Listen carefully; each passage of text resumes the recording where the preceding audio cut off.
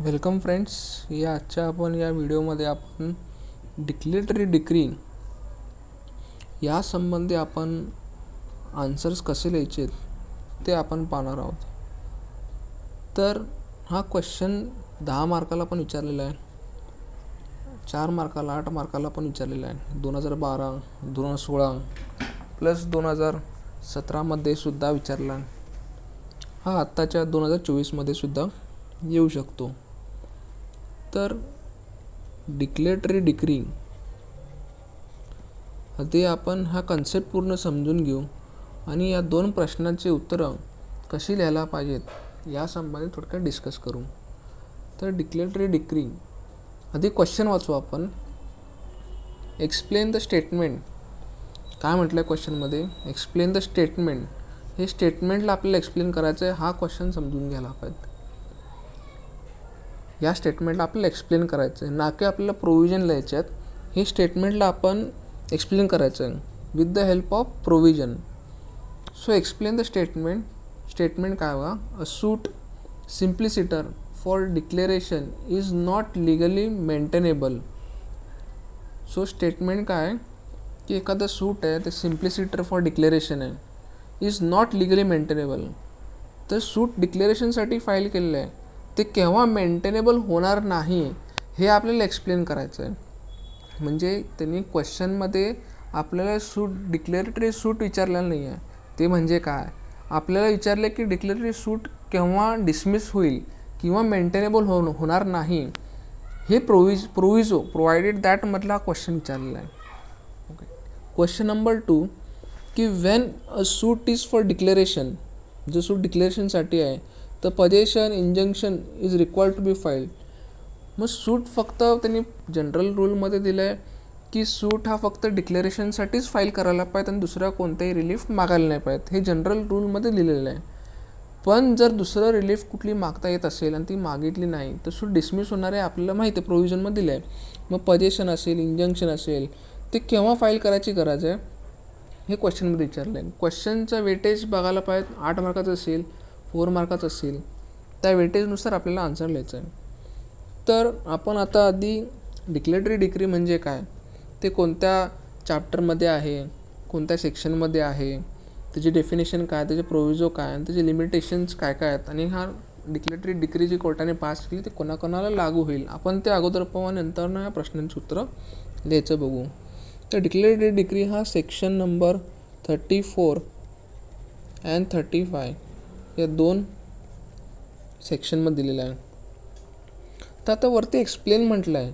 मग एक्सप्लेन केल्या म्हटलं तर आन्सर पॉईंट वाईज लिहायला पाहिजे का पॅराग्राफमध्ये लिहायला पाहिजे. तर क्वेश्चनच्या डिमांडवरती जर एक्सप्लेन म्हटलं असेल तर शक्यतो पॅरावाईज उत्तर लिहिण्याचं ट्राय करायचं, आणि जर स्ट्रेट फॉरवर्ड क्वेश्चन विचारला असेल तर पॉईंट वाईज लिहिणं आवश्यक आहे. ओके. तर आपण पॉईंट वाईज उत्तर लिहायचं बघू. तर पहिलं डिक्लेटरी डिक्री हे इक्विटेबल रिलीफ आहे आपल्याला सांगावं लागेल. सो डिक्लेटरी डिक्री मी शॉर्टमध्ये लिहितो की declaratory decree is a equitable relief. ठीक आहे. मग हे डिक्लेटरी डिक्री कोणाला मागता येते ते आपण लिहू. So declaratory decree is entitle. आता एंटायटल म्हणजे काय? बेस्ड अपॉन टायटलवरती. एंटायटल टू काय मागू शकतो? Any legal character.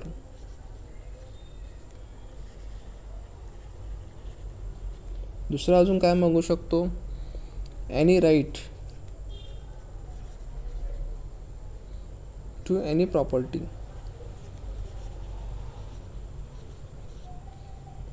ठीक आहे. हे डी काय इक्विटेबल रिलीफ आहे, आणि D is entitle to any legal character, any right to any property. मग पुढं काय यायचं? Person who is entitle. जो व्यक्ती person who entitle to such a write any or any legal character person who entitled to such a right may, कारण की discretionary right आहे, मे institute सूट against कोणाच्या विरुद्ध, अगेन्स्ट एनी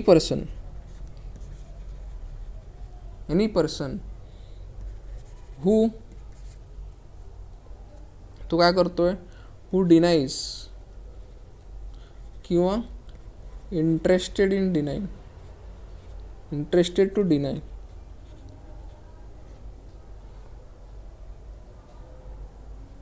काय डिनाय करतो,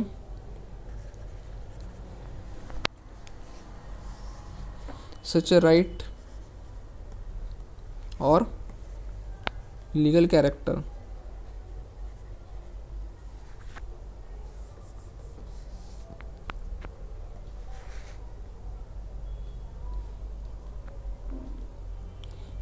तिसरं काय आपण लिहायचं, डिस्क्रिशनरी राईट आहे. The court may in its discretion, so इथं मे आहे. पेपरमध्ये कोणत्या प्रकारचे अंडरलाईन वगैरे काय करायचे नाही.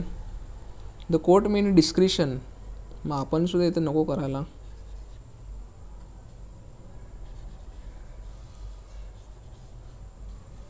The court may in its discretion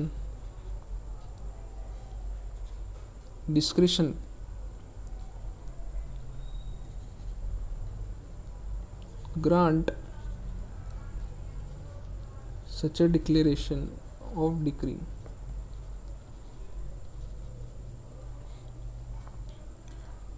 ठीक आहे, आपला तर हा जनरल प्रिन्सिपल झाला की डिक्लेरेशन डिक्री ही काय इक्विटेबल रिलीफ आहे.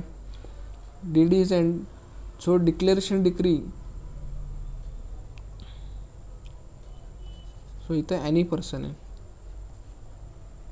So any person is entitled to any legal character or any right to any property. Person who is entitled to such a right or a legal character may institute such a suit against any person who denies or interested to deny such a right or legal character. The court may in discretion grant such a declaration decree. हे general rule झाला. आणि अजून काय याच्यामध्ये की plaintiff,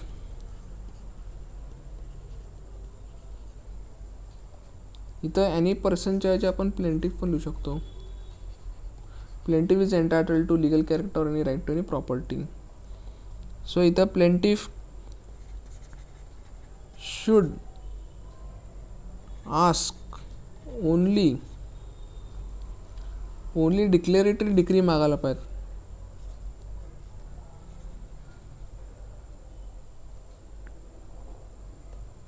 and not any relief in the same suit. So plaintiff should ask only declaratory decree and not any other relief in the suit. This is the general rule. Now what is exception? So इथे provided that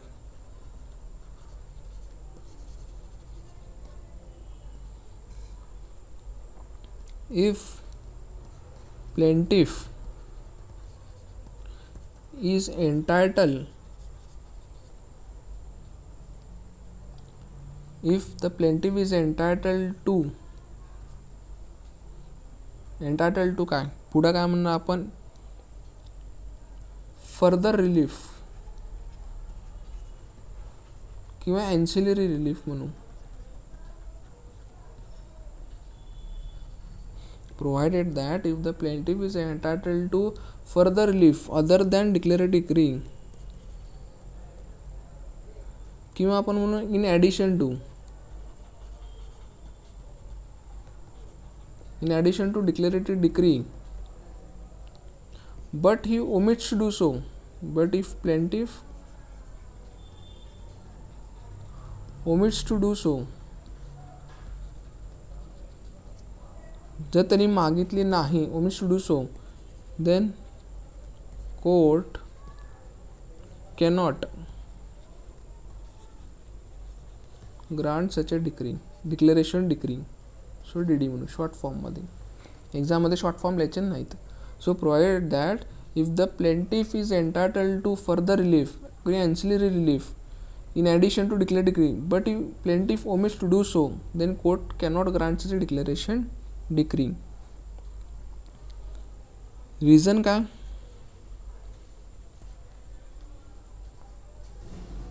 Just a second. Okay, तर reasons काय द्यायचे आपण? 6 point की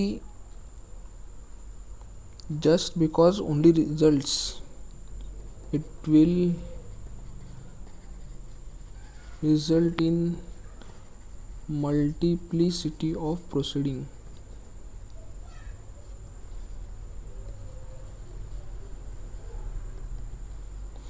अनेक proceeding होणार आहेत.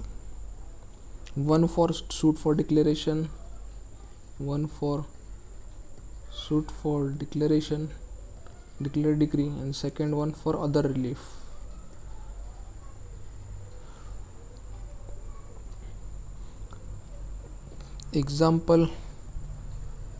example काय देऊ शकतो आपण? A is lawfully in possession of certain land.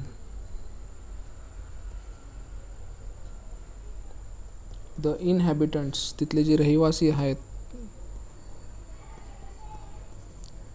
inhabitants of neighboring village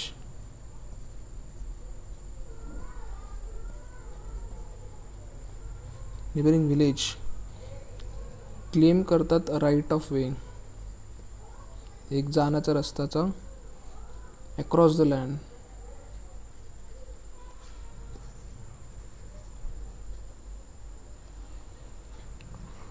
मग ए काय करतो?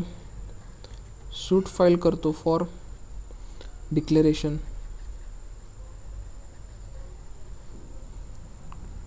दॅट कशासाठी? की अदर पीपल्स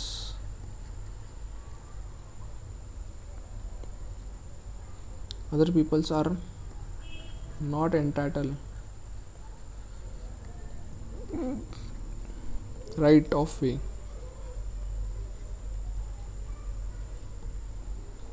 हे एक एक्झाम्पल घेऊ शकता. एक्झाम्पल तुम्ही भरपूर लिहू शकता एक्झाममध्ये, त्याला काही अडचण नाही, काही नाही. अजून तुम्ही काय काय लिहू शकता यामध्ये? एक तर वरती लिहिलं की जो पर्सन आहे ज्याच्या विरुद्ध सूट डिक्लेअर, तो डिनाय करतोय किंवा इंटरेस्टेड टू डिनाय करतोय, हे महत्त्वाचं आहे. आता याचा इफेक्ट काय?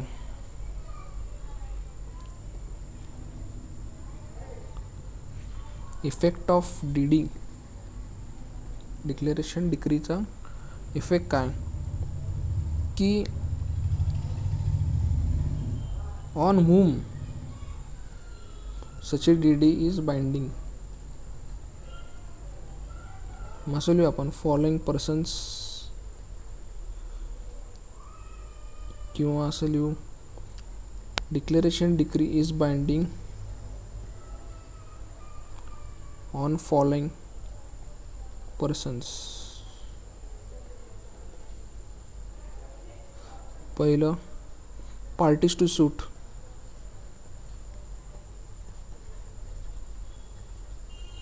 दुसरं, representative in suits like legal representatives.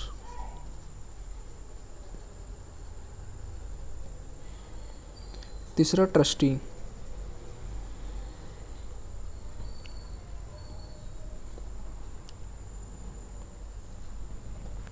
So अजून ह्याच्यामध्ये तुम्ही अजून एक पॉईंट ॲड करू शकता. काय म्हणून? की डिक्लेरेटिव्ह डिक्री जी आहे is not binding upon, third पार्टीवरती बाइंडिंग नाही आहे. ही डिक्लेरेटिव्ह डिक्री जी आहे ती जजमेंट इन पर्सोनम आहे.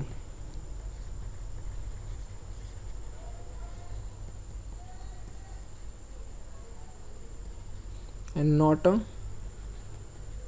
judgment in dream.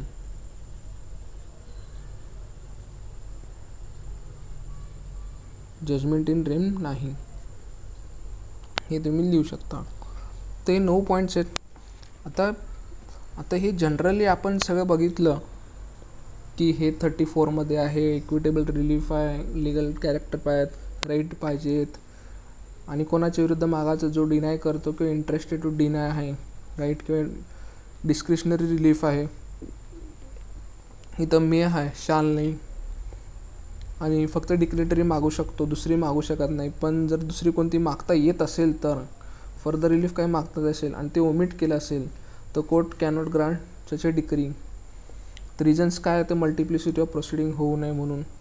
आणि एक्झाम्पल बघितलं. आणि कोणावरती बाइंडिंग आहे तर parties to suit, legal representative, trustee. So हे 4-5 पॉईंट, 8-10 पॉईंट लिहिले. आता आपल्याला क्वेश्चनमध्ये काय विचारलं बघा, एक्सप्लेन द स्टेटमेंट. हे स्टेटमेंट एक्सप्लेन करायचं आहे. A suit of simpliciter for declaration is not legally maintainable. तर सूट आहे फक्त डिक्लेरेटरी डिक्री फक्त मागायची, दुसरी कोणती रेमेडी मागायची. This is the general rule. But if you ask further relief जर मागता येत असेल, ॲन्सिलरी असेल त्याला जोडून दुसरे कोणते, जसं आपण एक्झाम्पल अजून ह्याच्यामध्ये ॲड करू शकतो. कोणतं एक्झाम्पल ॲड करू शकतो, इफ ओनली डिक्रेटरी डिक्री आहे बट त्यासोबत कोणते अजून मागू शकतो, इंजंक्शन मागू शकतो. परमनंट असेल, टेम्पररी असेल, किंवा पोझिशन मागता येत असेल तर त्यासुद्धा तुम्ही मागा. पण हे जर मागितले नाही तर सूट काय होणार, तुमचं डिसमिस होणार आहे. ते या पहिल्या क्वेश्चनमध्ये तुम्ही डिस्कस करायला पाहिजे. दुसऱ्या क्वेश्चनमध्ये पण सेमच आहे, फिरून प्रश्न विचारला आहे की when suit is for declaration, possession, injunction required to be filed. मग तुम्ही एक उदाहरणं द्यायला पाहिजे की एक असा व्यक्ती आहे, त्याची प्रॉपर्टी आहे तो, आणि बी व्यक्ती आहे. बी व्यक्ती काय करतो आहे, त्याच्या टायटलवरती त्यांनी सूट फाईल केलेला आहे. टायटलवरती सूट फाईल करण्याचं चॅलेंज करतो आहे की this property belong to me. So एनं काय केलं आहे, प्लेंटिफ झाला आहे, सूट फाईल केलं आणि डिक्लेरेशन डिक्री मागितलं की ही प्रॉपर्टी माझी आहे, माझं कॅरेक्टर, माझं लिगल राईट आहे. पण ह्याच्यासोबत बी काय करतो आहे, त्या प्रॉपर्टीला ऑब्स्ट्रक्शन करतो आहे. मग यासाठी तुम्ही काय करू शकता, इंजंक्शनचं सूट फाईल करू शकता सोबत. हे असे एक्झाम्पल घेऊन तुम्ही, किंवा केस लॉ असतील किंवा इलॉस्ट्रेशन देऊन हे कन्सेप्ट जे आहे त्याचे उत्तर देण्याचा प्रयत्न करायचा आहे. तर तुम्हाला हे उत्तर व्यवस्थित लिहिता येईल. इथं केस लॉ साईट करा असं कुठेही लिहिलं नाही, with the help of illustration असंही काही लिहिलं. नुसतं सिम्पल क्वेश्चन विचारला आहे की when suit is for declaration, possession, injunction required to be filed. मागतात असेल तर मागा. एक्झाम्पल देऊनच एक्सप्लेन करा. जर केस लॉ माहीत असेल तर केस लॉ लिहा. Okay, thank you.